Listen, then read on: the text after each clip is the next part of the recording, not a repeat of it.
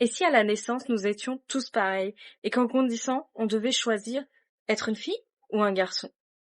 Une décision qui peut très bien peser sur lui. Et on va parler de À l'image de Mona Lisa. On va suivre Inacé qui est un lycéen qui ne sait pas ce qu'elle veut devenir.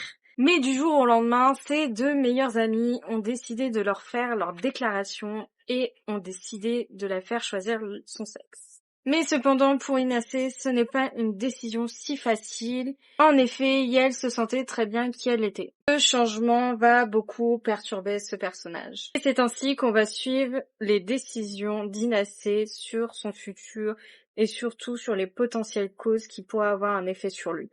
C'est une série vraiment plutôt atypique que j'ai beaucoup aimée. Je trouve qu'on arrive très bien à se mettre dans le personnage parce qu'on a vraiment ses pensées et en même temps on a cette petite touche de couleur qui est vraiment intéressante, qui donne un petit effet dans cette histoire. Je trouve que l'histoire est quand même divertissante parce qu'on a vraiment une histoire vraiment intéressante où on va suivre tout un processus et à la fin on saura même pas vraiment si on a envie qu'il devienne une fille ou qu'il devienne un garçon.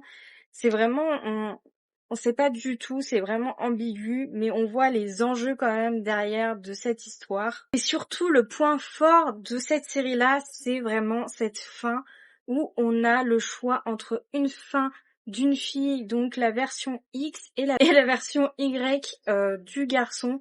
Et ce qui est intéressant dans ces fins, en fait, on va avoir vraiment différentes variantes. On va vraiment avoir des mini-histoires de fins où il aura décidé ou elle décidé son choix. Et franchement, je trouve ça très très intéressant.